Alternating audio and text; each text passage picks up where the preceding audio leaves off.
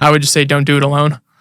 That would be, and then the core component of that also would be is take the risk, because because that's what I did, is I did take the risk. It literally, like, I was set up in a position where I could have gone the corporate route in college, and I decided not to, and ended up going and doing entrepreneurship. So I would have just confirmed it and would have just been like, hey, like, when you're poised with that decision, take the risk and don't do it alone, because that was the biggest thing that stopped me from, like, my first company from, like, going anywhere so significantly, is I try to do everything myself. And when I partnered up with these guys, we took it to the moon. So good. Yeah.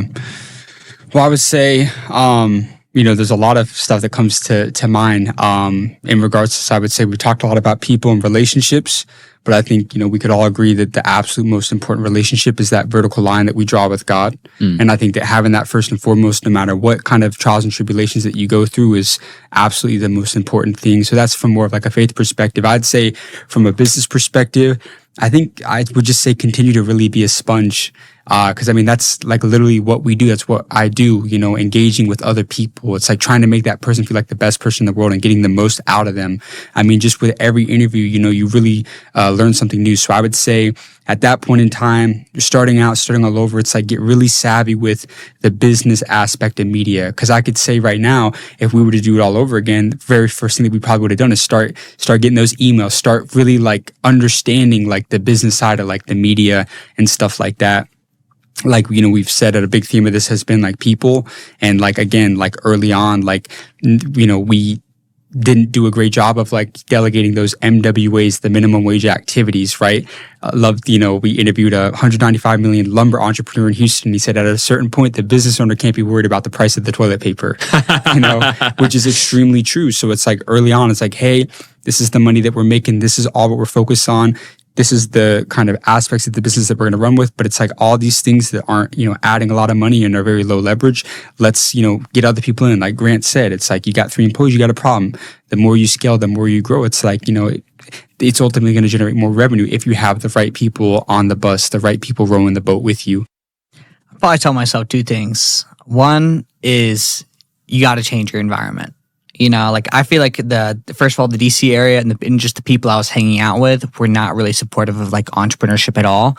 And I feel like at times that would honestly create those thoughts of just like limiting beliefs. I can't do this. Like maybe am I doing this all wrong? Like, is entrepreneurship really for me? So one would be just change your environment. And then the second thing would probably be to eliminate your ego. Especially like when you're first getting started out, like it's okay to ask for help and just be completely transparent with people with where you're at and what you're struggling with. Because if you're not honest about where you're at or the things that you're actually struggling with and need help with, then you won't actually get the real answers that you want. You're just getting a half-assed answer, and you're not giving people the full picture, and they're not actually able to give you real advice on your current situation. So I'd probably say 1 is change your environment to people that are actually like-minded and are headed to where you want to go. And then 2, just eliminate ego, and it's okay to ask for help. And one last thing I'll add on to this too, because it came to mind, is that another person that we had interviewed back in May was Dean Graziosi. Are you familiar with Dean? Scottsdale entrepreneur. He's done over $1 billion throughout his career. Business partners with Tony Robbins. Is that he said, if he were to go back to his 20-year-old self, he said, back then when I was 20 years old, I would have, if you had asked me, I would have thought that it was 90% being in the right, the right business vehicle, rowing the right boat, and 10% mindset. And he said, now, knowing everything I know now, it's actually 90% mindset, 10% being in the right vehicle. And I think it's very important, because whether it's people having that fear of rejection, getting discouraged by not getting the amount of views that they're getting, all those little things, the limiting beliefs that a lot of entrepreneurs have, the doubts that are placed on themselves from themselves or just other people, that tarnishes somebody, right?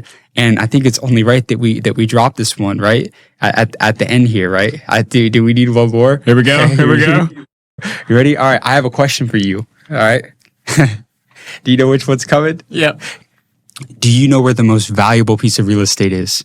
In between your 2 ears. No. It's in graveyards, because there's $1 billion ideas sitting in the ground for people that never took action. You got me. Come on, man.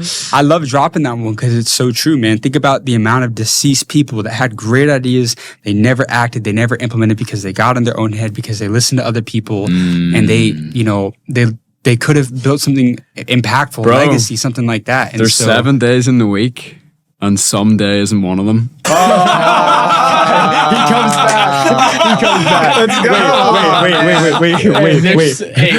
There's 7 days of the week, and some day is not one of them. Wow. That's a banger. That's amazing. So in other words, you're saying that start now. Yeah. And not tomorrow. 100%. You know why, right? Because procrastination is the assassination of all destinations. Oh, no, man. I feel like I'm in the middle of a rap battle. Yeah. Sound bite. Hey, come on. I mean, like, we're just throwing sound bites out there. Price is only an issue if value is absent. Yeah.